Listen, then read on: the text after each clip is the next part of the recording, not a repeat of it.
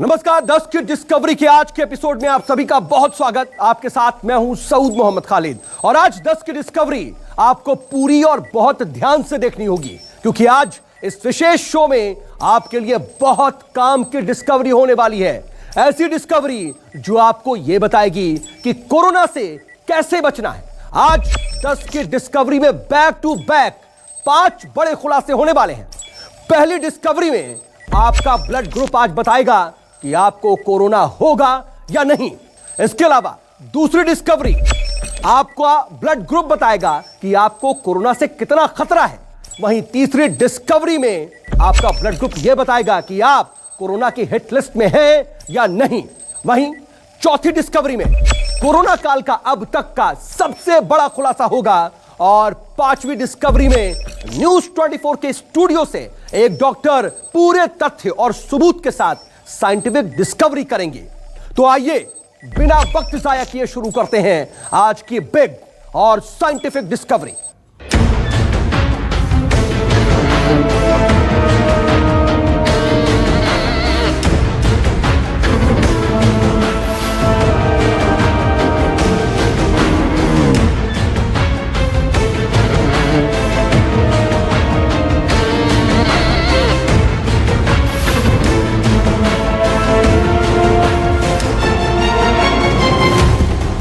अगर आपको अपना ब्लड ग्रुप पता है तो आज आपको हर काम छोड़कर इस रिपोर्ट को अंत तक और ध्यान से जरूर देखना चाहिए क्योंकि आज हम कोरोना के वायरस से जुड़ी एक बहुत बड़ी डिस्कवरी करने वाले हैं।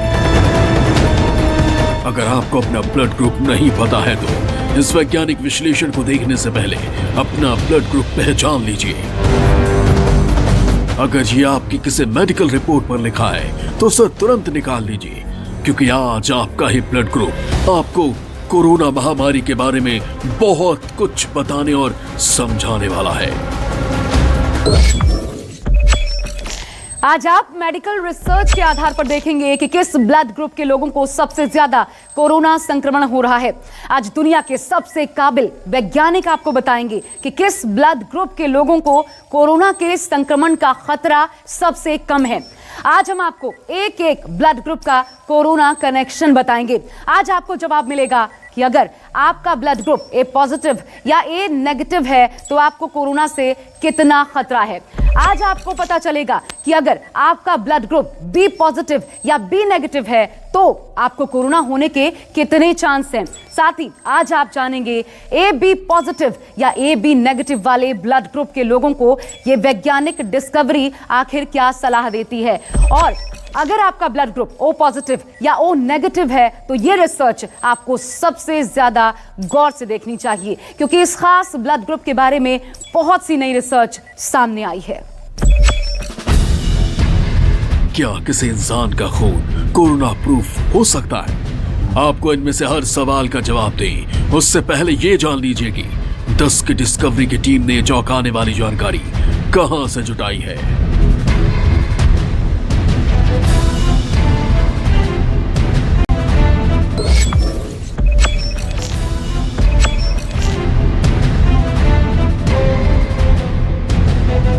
यह है भारत सरकार का अनुसंधान भवन। भारत के बड़े बड़े वैज्ञानिक यहाँ साइंस और टेक्नोलॉजी के अलग अलग क्षेत्रों में गहरी रिसर्च करते हैं। यहाँ council of scientific and industrial research यानी CSIR के वैज्ञानिकों ने कोरोना को लेकर बड़ा और दुनिया को चौंका देने वाला सर्वेक्षण किया है।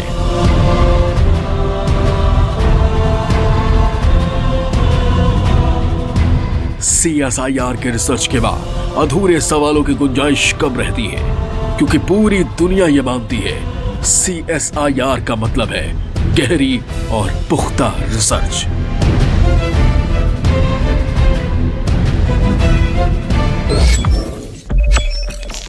नमस्कार, मैं हूं डॉक्टर स्वाति महेश्वरी।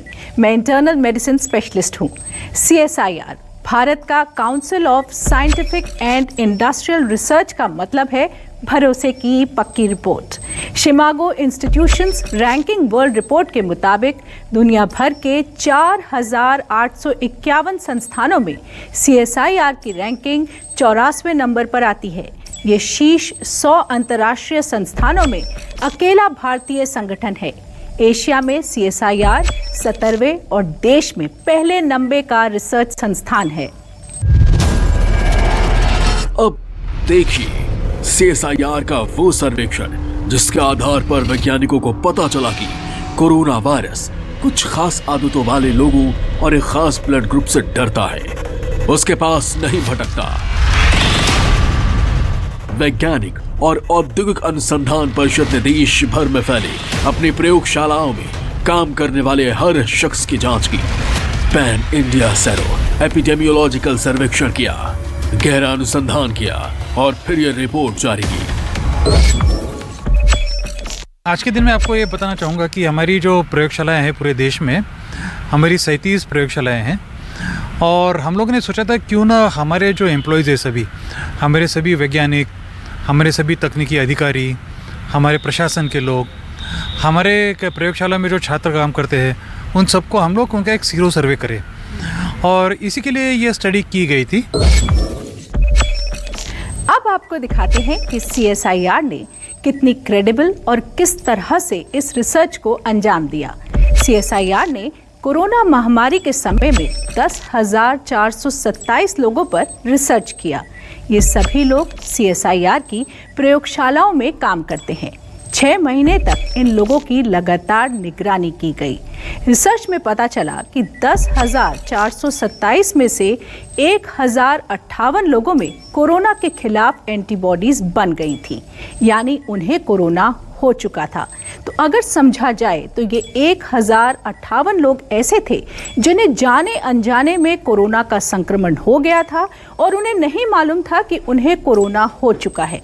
इनमें से 75% लोग ऐसे थे जिन्हें कोई संक्रमण के लक्षण भी नहीं थे, यानी कि ये एसिम्प्टोमेटिक केसेस थे। वहीं 25% ऐसे लोग थे जिन्हें कुछ मामूली संक्रमण के लक्षण सामने आए, जैसे कि बुखार, स्वाद या गंध की कमी, इस तरह के लक्षण उनमें दिखाई दिए। अब ये भी जान लीजिए कि सेरो एपिडेमियोलॉजिकल सर्वेक्षण होता क्या है और किसी भी महामारी से निपटने के लिए ये सर्वे क्यों जरूरी है। सबसे पहले ये समझते हैं कि सेरो एपिडेमियोलॉजिकल सर्वे क्या होता है। ये एक तरह का सर्वे है जो कि हम कम्युनिटी में किस वजह से बीमारी फैल रही है, कितनी ज़्यादा बीमारी फैली है और उसके रोकथाम के लिए हम क्या कदम उठा सकते हैं, इन सभी की जानकारी मिलती है। किसी भी निर्धारित क्षेत्रफल में रैंडमली लोगों को सेलेक्ट किया जाता है जो कि इस रिसर्च की भागीदार बनते हैं। ऐसे में खास तौर से जब कोरोना संक्रमण की हम बात कर रहे हैं तो लोगों में खून में कितनी एंटीबॉडीज बनी, इस बात का इस रिसर्च में अध्ययन किया गया, क्योंकि इससे ये पता चलता कि कितने लोगों को कोरोना संक्रमण हो चुका है। ऐसे में हमें इससे रोकथाम के लिए क्या कदम उठाने ज़रूरी हैं, उनके बारे में भी बहुत ज़रूरी जानकारियाँ मिलती हैं। CSIR ने अपनी लैब में, प्रयोगशाला में जो काम कर रहे लोग थे, उनके ऊपर यही सीरो एपिडेमियोलॉजिकल सर्वे किया था। हमारी दिल्ली की जो लेबोरेटरी है, institute of genomics and integrative biology, उन्होंने इसका पूरा कोऑर्डिनेशन किया था पूरे देश में और करीबन 10,000 से ज़्यादा लोगों के से सैंपल लेके ये नापा गया था कि किन किन लोगों में एंटीबॉडीज़ है कोविड के खिलाफ।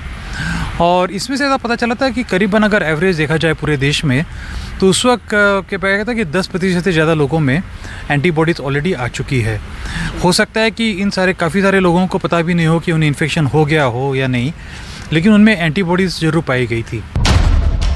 इस सर्वे में बहुत बारीक बातों का ध्यान रखा गया। सर्वेक्षण में भाग लेने वालों की मेडिकल हिस्ट्री से लेकर हर छोटी सी छोटी आदतों का अध्ययन हुआ।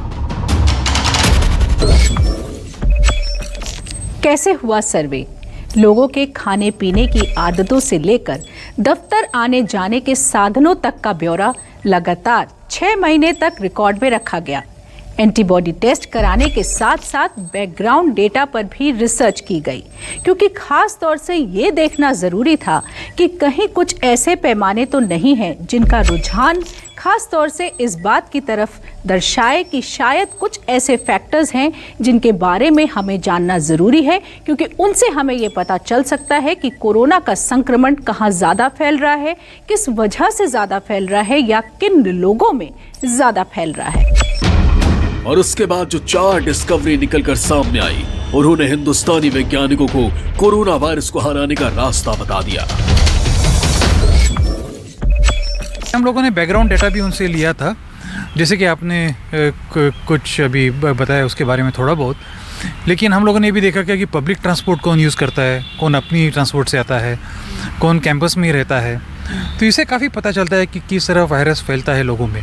जैसे कि पता चला गया था कि पब्लिक ट्रांसपोर्ट जो यूज़ करते हैं उन लोगों में ज़्यादातर एंटीबॉडीज़ पाई गई थी, और जो कैंपस में रहते थे उनमें नहीं थी। जो बड़े मेट्रोज़ में हैं जैसे कि दिल्ली, मुंबई, पुणे, हैदराबाद वगैरह, यहाँ पे ज़्यादा प्रतिशत लोगों में एंटीबॉडीज़ पाई गई थी और छोटे जगहों में कम थी। तो क्या इसका थोड़ा पूरा हम लोगों ने विश्लेषण किया है, उसके आधार पर निष्कर्ष निकाले हैं। अब सीधे इस रिपोर्ट के निष्कर्ष पर पहुंचते हैं। भारतीय वैज्ञानिकों की सबसे बड़ी संस्था के सर्वेक्षण में 4 बड़ी डिस्कवरी हुई है।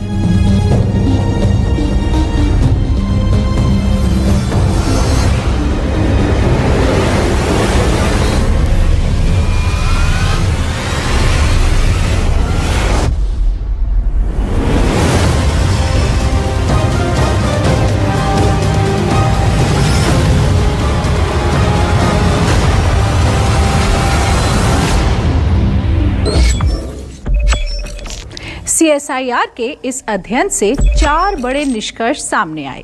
सबसे पहला, O पॉजिटिव ब्लड ग्रुप वाले बहुत कम लोगों में कोरोना के खिलाफ एंटीबॉडीज बनी थी। इसका मतलब ये हुआ कि O पॉजिटिव ब्लड ग्रुप वाले लोगों में से बहुत कम लोगों को कोरोना हुआ था। दूसरी discovery AB positive blood group वाले लोगों में कोरोना के खिलाफ सबसे ज्यादा एंटीबॉडीज पाए गए। इसका मतलब ये हुआ कि AB पॉजिटिव वाले ब्लड ग्रुप वाले लोगों में कोरोना वायरस से ज्यादा संक्रमित हुए। तीसरा निष्कर्ष ये था कि शाकाहारी लोगों में कोरोना के खिलाफ बनी एंटीबॉडीज कम थी, यानी शाकाहारी लोगों को उन लोगों के मुकाबले कोरोना कम संक्रमित हुआ जो कि नॉन वेजिटेरियन थे या मांस का सेवन करते हैं। ऐसे में चौथा निष्कर्ष ये था कि सबसे चौंकाने वाला भी रहा, जिन लोगों पर सर्वेक्षण किया गया उनमें से कुछ को एक जानलेवा बुरी आदत थी, लेकिन इन लोगों के शरीर में जो कोरोना के खिलाफ एंटीबॉडीज थे वो कम मिले, यानी कि ये लोग कोरोना से कम प्रभावित हुए। सर, ब्लड ग्रुप को लेकर भी आप लोगों ने कुछ देखा उस स्टडीज में? उसमें ऐसा पाया गया था कि O ब्लड ग्रुप वाले जो है उनमें एंटीबॉडीज वैसी कम पाई जा रही है। तो हो सकता है कि, लेकिन जैसे कि मैं बार बार कह रहा हूँ कि कोरिलेशंस और कॉजेशन अभी तक उसमें बारे में हम लोगों को पता नहीं है। तो हो सकता है कि O ग्रुप ब्लड ग्रुप के लोगों में एंटीबॉडीज कम पाई जा रही है। आगे की डिस्कवरी समझने से पहले हमें जानना चाहिए कि सामान्य ब्लड ग्रुप्स की पहचान करके उनका वर्गीकरण किस तरह किया जाता है। खून जिन लाल रक्त कोशिकाओं से बना होता है, यानी कि जो RBC हमारे खून में होते हैं, उनके ऊपर प्रोटीन की एक परत होती है जिन्हें हम एंटीजन कहते हैं।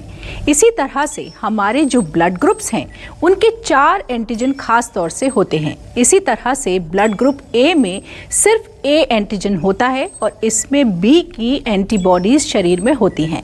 वहीं अगर हम ब्लड ग्रुप बी की बात करें तो उसमें बी एंटीजन होता है और उसमें ए की एंटीबॉडीज होती हैं।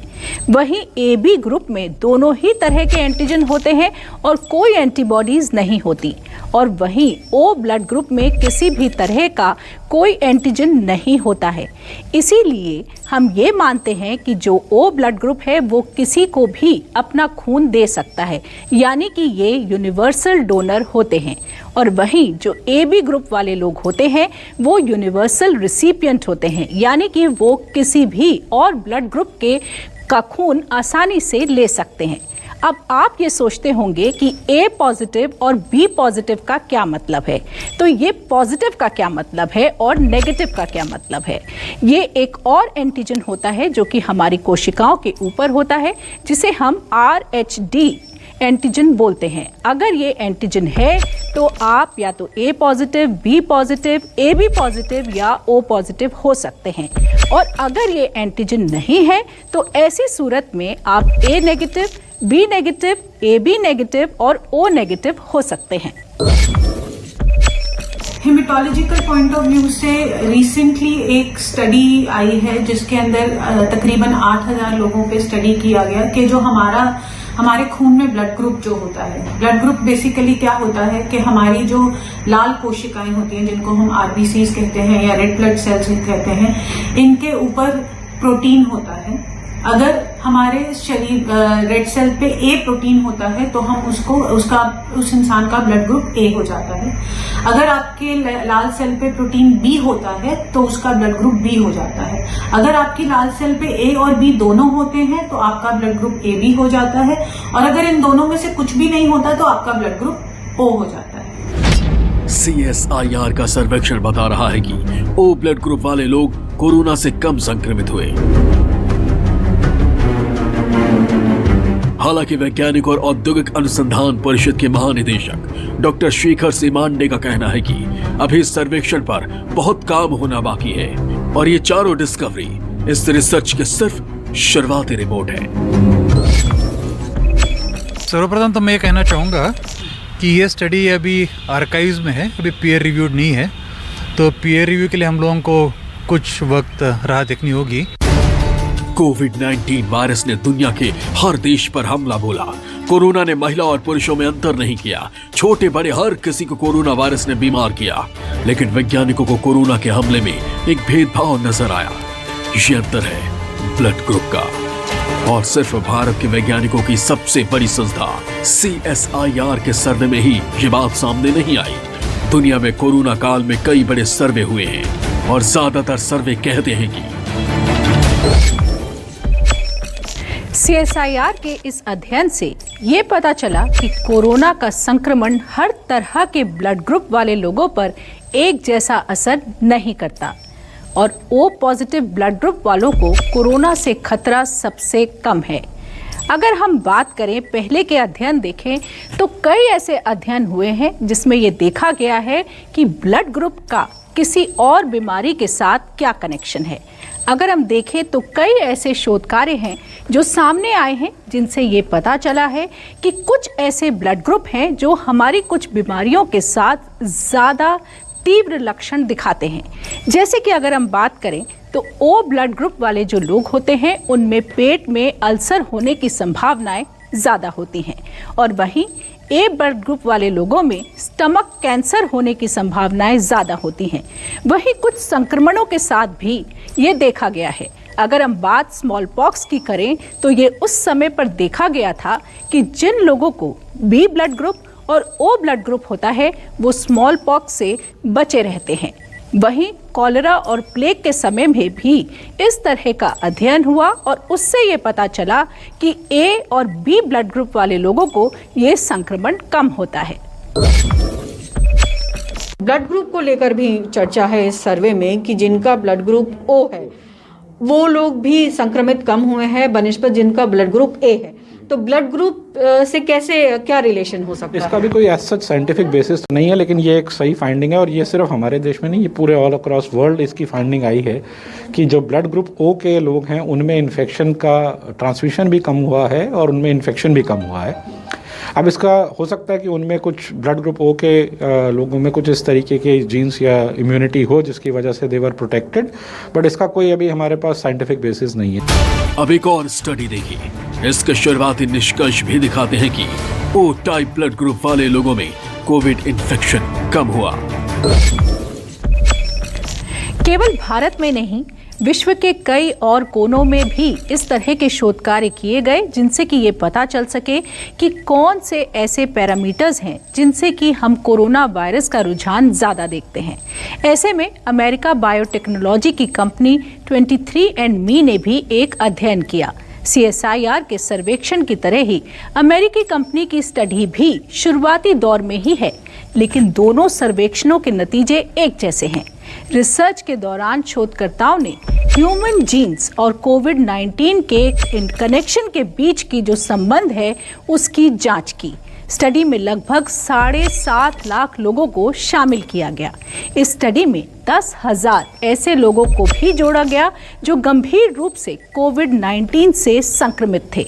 इस रिसर्च में उम्र, BMI और जेंडर के आधार पर लोगों की जांच की गई, क्योंकि ये ऐसे पैमाने होते हैं जो हमें कोरोना संक्रमण किस तेजी से बढ़ रहा है और किस वर्ग में बढ़ रहा है इसकी पूरी जानकारी देता है। अमेरिका की ये बायोटेक्नोलॉजी की कंपनी की रिपोर्ट से पता चला कि O ब्लड ग्रुप वाले लोगों को कोरोना का इन्फेक्शन होने का खतरा दूसरों की तुलना में कम था। बाकी ब्लड ग्रुप वाले की तुलना में जो O ब्लड ग्रुप के लोग थे उनमें इन्फेक्शन का खतरा 18% तक कम देखा गया। यहाँ तक कि स्वास्थ्य कार्यकर्ताओं जैसे लोगों में भी कोविड-19 रोगियों के संपर्क में जो कि ज़्यादा आते हैं, उनमें भी O ब्लड ग्रुप वाले लोगों में संक्रमण होने की संभावनाएं 13 से 26% तक ही देखी गई। रिसर्च में ये भी पता चला कि कोरोना की वजह से दुनिया भर में जितने भी मरीजों को अस्पताल में भर्ती होने की नौबत आ गई, उसमें O ब्लड ग्रुप वाले सबसे कम थे। हालांकि भारत के वैज्ञानिक और औद्योगिक अनुसंधान परिषद के सर्वेक्षण की तरह ही अभी तक इस अध्ययन का भी रिव्यू नहीं हुआ है और यह अभी किसी वैज्ञानिक जर्नल में प्रकाशित नहीं हुआ है। हम इसमें देख रहे हैं, अगर शुरुआती दिनों से हम देखें, जब से कोरोना शुरू हुआ है, ऐसी कुछ स्टडीज सामने आई है जिसमें जो ब्लड ग्रुप है उसका कोरिलेशन दिखाया गया है कोरोना के पेशेंट्स में। तो ये पहली स्टडी नहीं है, इससे पहले भी कुछ ऐसी स्टडीज आ चुकी है। जैसा भी आपने सीरो सर्वेलेंस की बात की, सीरो सर्वेलेंस जैसे पहले भी कंडक्ट किया था दिल्ली के अंदर, उसमें पाया गया था कि महिलाओं में अधिक एंटीबॉडीज पाई गई हैं। तो इस तरह की स्टडीज़ अभी और भी सामने आगे आएंगी। फिलहाल इसके ऊपर कह पाना कि इसका क्या कोरिलेशन है वो बहुत जल्दी होगा, क्योंकि अभी सिर्फ 1 ही साल हुआ है इस वायरस को आए हुए और फर्दर और स्टडीज चल रही है। अब एक और रिसर्च देखिए। प्रतिष्ठित मेडिकल पत्रिका ब्लड एडवांसेस ने यूनिवर्सिटी ऑफ साउदर्न डेनमार्क का एक शोध प्रकाशित किया। डेनमार्क के स्वास्थ्य रजिस्ट्री डेटा ने 22 लाख से ज्यादा की आबादी में से 4,73,000 लोगों की रैंडम कोरोना जांच की। यह पता चला कि जितने लोग कोरोना संक्रमित थे उनमें O पॉजिटिव वाले बहुत कम थे। संक्रमितों में A, B और AB ब्लड ग्रुप वालों की संख्या ज्यादा थी। इससे पहले भी क्लिनिकल मेडिकल डिजीज नामक पत्रिका में प्रकाशित शोध में बताया जा चुका है कि ए ब्लड ग्रुप वालों को O ब्लड ग्रुप वालों के तुलना में कोविड-19 के चपेट में आने का खतरा ज्यादा होता है। सबसे बड़ी हैरानी की बात तो ये है कि चीन के वुहान से आए सर्वे के नतीजे भी कुछ ऐसे ही हैं। और अब आपको वुहान से हैरान करने वाला सर्वे हम दिखाते हैं। मार्च 2020 में चीन के वुहान और शेंजन के 3 अस्पतालों में वैज्ञानिकों ने कोरोना वायरस से संक्रमित 2173 लोगों पर अपना अध्ययन किया। इन कोविड-19 रोगियों में A, B, AB और O ब्लड ग्रुप्स की तुलना की गई। कोरोना वायरस की वजह से मारे गए 206 लोगों में से 85 लोगों का ब्लड ग्रुप A था, यानी कि 41%। 52 लोगों का ब्लड ग्रुप O था, यानी कि करीब 25%। 2173 लोगों में से ब्लड ग्रुप A वाले लोग ज्यादा संक्रमित भी थे। इसमें से 32% ब्लड ग्रुप A के थे, जबकि 26% ही ब्लड ग्रुप O वाले थे। यानी CSIR ही नहीं बल्कि दुनिया में हुए कई बड़े सर्वे की रिपोर्ट में यह पाया गया कि जिन लोगों का ब्लड ग्रुप O पॉजिटिव है उनमें कोविड-19 का संक्रमण कम पाया गया। उनमें कोरोना संक्रमण के लक्षण 75% तक कम मिले और उनकी मृत्यु दर भी औसत से काफी कम है। आपने देखा O पॉजिटिव ब्लड ग्रुप वालों को कोरोना का खतरा कम होता है, लेकिन भारतीय वैज्ञानिकों की सबसे बड़ी संस्था के सर्वेक्षण में कुछ और भी चौंकाने वाली डिस्कवरी सामने आई है। इनमें से सबसे बड़ा खुलासा एक बुरी आदत के बारे में हुआ है। यह वो बुरी आदत है जो कोरोना से तो बचा लेती है, लेकिन उससे भी बड़ी बीमारी देकर चली जाती है। ब्लड ग्रुप को लेकर दुनिया भर में जो भी रिसर्च हुई है, उनसे यही लगता है कि O ब्लड ग्रुप खुशखबरी वाला ग्रुप है। जिन लोगों का ब्लड ग्रुप O है वो खुश हो सकते हैं क्योंकि उनमें हार्ट से जुड़ी बीमारियां होने की संभावनाएं भी दूसरे ब्लड ग्रुप के मुकाबले 26% तक कम होती हैं। आपका ब्लड ग्रुप अगर O है तो आपको ब्लड क्लॉटिंग होने का खतरा भी कम होता है। जो लोग A, B और AB ग्रुप के होते हैं उनमें लगभग 30% ज़्यादा इसकी समस्या रहती है। ब्लड ग्रुप AB वालों को 20% ज़्यादा ब्लड क्लॉटिंग की दिक्कत होती है। O पॉजिटिव या नेगेटिव ब्लड ग्रुप वाले लोगों को स्वास्थ्य संबंधी समस्याएं कम होती हैं और उनमें गैस्ट्रिक कैंसर का खतरा भी कम होता है। दिल के रोग 60 से 70% तक उन्हीं लोगों को जकड़ते हैं जो O ब्लड ग्रुप के नहीं होते हैं। जो लोग O ब्लड ग्रुप के होते हैं उनमें पैनक्रियाटिक कैंसर का खतरा भी कम होता है। तो ज़्यादातर शोध कार्यों से ये साफ तौर से पता चला है कि जो O ब्लड ग्रुप के लोग हैं उनमें चाहे दिल की बीमारी हो या कैंसर की संभावनाएं दोनों ही बाकी ब्लड ग्रुप्स के मुकाबले काफ़ी कम रहती हैं। लेकिन ऐसा भी नहीं है कि O ब्लड ग्रुप वाले लोगों को कोरोना वायरस प्रभावित नहीं करता। डॉक्टर्स का मानना है कि कोई भी व्यक्ति किसी भी तरह के कोरोना वायरस से इम्यून नहीं है। अगर आप ये प्रोग्राम देख रहे हैं और आपका ब्लड ग्रुप O है तो इसका मतलब ये बिल्कुल नहीं है कि आपको कोरोना का संक्रमण हो ही नहीं सकता। कोई भी ब्लड ग्रुप कोरोना के संक्रमण से पूरी तरह से इम्यून नहीं है और इसीलिए वैक्सीन बहुत ज़रूरी है क्योंकि एक तरफ आपका ब्लड ग्रुप जहां आपको संभावनाओं से बचाता है वहीं आपको वैक्सीन लंबे समय तक के लिए एंटीबॉडीज़ देगी क्योंकि स्वाभाविक तौर से हमारे शरीर में जो एंटीबॉडीज़ बनती हैं यानी कि कोरोना संक्रमण के बाद जो स्वाभाविक तौर से शरीर में एंटीबॉडीज़ बनती हैं वो अभी तक देखा गया है कि ज़्यादातर 3 से 6 महीने तक ही सुरक्षा दे पाती हैं। इसलिए वैक्सीन ही हमें लंबे समय तक के लिए सुरक्षा दे सकती है। तो सभी लोगों के लिए बहुत ज़्यादा ज़रूरी है, चाहे आपका ब्लड ग्रुप कोई भी क्यों ना हो, कि आपको मास्क लगाना बहुत अत्यंत आवश्यक है और वहीं सामाजिक दूरी का भी ध्यान रखना आपके लिए ज़रूरी है ताकि हम बाकी लोगों को भी कोरोना संक्रमण से बचा सकें। यानी आपका ब्लड ग्रुप ए है तो इसका मतलब ये नहीं कि आप 100% कोरोना से संक्रमित हो ही जाएंगे। नहीं, इसका मतलब ये है कि ब्लड ग्रुप ओ वालों को कोरोना होता ही नहीं है। इसका मतलब सिर्फ इतना हो सकता है कि ब्लड ग्रुप ओ वाले लोगों को कोरोना का खतरा कम है। CSIR के इस अध्ययन से ये जरूर साफ हुआ कि जिन लोगों का ब्लड ग्रुप O होता है उनको कोरोना होने की संभावनाएं कम होती हैं। वहीं अगर हम अपने देश के कितने लोगों का ब्लड ग्रुप कैसा है इन आंकड़ों को देखें तो साफ तौर से ये दिखता है कि भारत में B पॉजिटिव वाले ब्लड ग्रुप के लोग ज़्यादा हैं और वहीं लेकिन O पॉजिटिव वाले लोगों की संख्या भी ज़्यादा कम नहीं है। इससे पहले भी कई अध्ययन आ चुके हैं कि ब्लड ग्रुप A, B और AB वालों को ब्लड ग्रुप O के तुलना में दिल की बीमारियां होने का खतरा ज्यादा रहता है। इस शोध से ये भी पता चला है कि शाकाहारियों में कम सीरोपॉजिटिविटी पाई गई है। और अब देखिए एक जानलेवा आदत का सच जिसने कोरोना से बचा लिया। अब देखिए एक ऐसी बुरी आदत जिससे कोरोना नहीं लेकिन कैंसर होता है। अब देखिए CSIR के रिसर्च का वो हिस्सा जो सबसे ज्यादा चौंकाता है। वैज्ञानिक और औद्योगिक अनुसंधान परिषद के इस सर्वेक्षण में यह दावा भी किया गया है कि स्मोकिंग करने वालों को संक्रमण का खतरा कम होता है। हालांकि स्मोकिंग करने वालों के लिए इस रिसर्च से खुश होने की जरूरत नहीं है। ये रिपोर्ट उन्हें और गहरा झटका देने वाली है। ऐसे में CSIR के इस अध्ययन से एक और दिलचस्प बात सामने आई। इस अध्ययन से ये पता चला कि जो लोग धूम्रपान का सेवन करते हैं उनमें कोरोना होने की संभावनाएं कम देखी गई। ये केवल CSIR के अध्ययन से नहीं बल्कि विश्व के कई और अध्ययन से भी इस तरह की बात सामने आ रही है।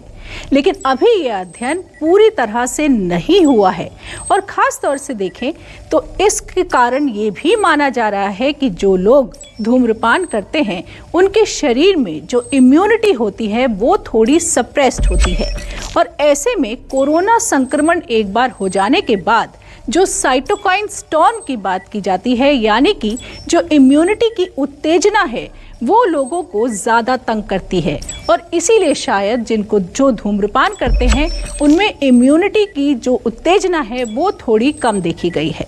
वहीं गॉबलेट सेल्स जो कि म्यूकस बनाते हैं वो भी इस वायरस को क्लियर करने में थोड़ी मदद करते हैं। ऐसे में लेकिन अगर आप धूम्रपान करते हैं तो खुश मत होइए, क्योंकि वहीं आपके लिए ये जानना भी ज़रूरी है कि जो लोग धूम्रपान करते हैं उनका इम्यूनिटी लेवल कम होता है और साथ ही में उनमें निमोनिया होने की संभावनाएं भी ज़्यादा होती हैं। ऐसे में आपके शरीर का जो क्लियरिंग सिस्टम होता है वो भी काफ़ी कमज़ोर होता है, इसलिए कोरोना होने की संभावनाएं तो है ही, साथ ही में ये बीमारी ज़्यादा तीव्र भी हो सकती है, इसलिए धूम्रपान से आपको बचना बहुत ज़रूरी है। ऐसी बात है कि स्टडी में जो एंटीबॉडीज हमने देखी है, एक तो उसका सैंपल साइज फिलहाल सिर्फ 10,000 का ही है, बहुत बड़े स्तर पर नहीं किया गया है। और ये समझना गलत होगा कि स्मोकिंग करने की वजह से आपको कोरोना का प्रोटेक्शन मिल रहा हो, ये एकदम गलत फहमी होगी लोगों की। जो कि एंटीबॉडी स्मोकर्स में कम पाई गई है कि उसका कोई अनेक अलग अलग रीज़न हो सकते हैं, लेकिन मेडिकल फ्रेटर्निटी के सामने में एक बहुत स्पष्ट है कि स्मोकिंग से स्मोकिंग शरीर के लिए हानिकारक होता है। कोरोना का वायरस श्वसन तंत्र पर हमला करता है। कोविड-19 वायरस के संक्रमण के बाद रोगी के गले में काफी तादाद में म्यूकस बनने लगता है, लेकिन स्मोकिंग करने से श्वसन तंत्र पहले ही खराब हो चुका होता है। कई स्मोकर्स की म्यूकस बनाने वाली तंत्रिकाएं बुरी तरह जल जाती हैं। हो सकता है इसी वजह से स्मोकर्स को कुछ हद तक कोरोना वायरस से सुरक्षा मिल जाती हो, लेकिन ये बुरी आदत कोरोना से भी दर्दनाक मौत और कैंसर जैसा रोग जरूर दे सकती है। इसलिए धूम्रपान ना करें और मौका मिलते ही कोरोना का टीका जरूर लगवाएं। 10 की डिस्कवरी, न्यूज़ 24। 6 फरवरी 1931 को स्वतंत्रता सेनानी मोतीलाल नेहरू का निधन हुआ था। 6 फरवरी 1911 को प्रेस्कॉट एरिजोना में पहला वृद्धाश्रम खोला गया। 6 फरवरी 1952 को एलिजाबेथ द्वितीय ने ग्रेट ब्रिटेन की राज गद्दी संभाली थी। 6 फरवरी 1971 को अपोलो 14 से पहुंचे एलन शेपर्ड ने चांद पर गोल्फ खेला। 6 फरवरी 2001 को इजराइल में एरियल शेरोन ने चुनाव में जीत हासिल की।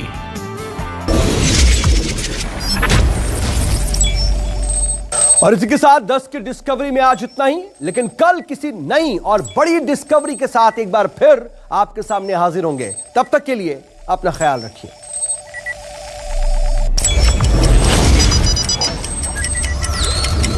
नमस्कार, मैं हूं मानक गुप्ता।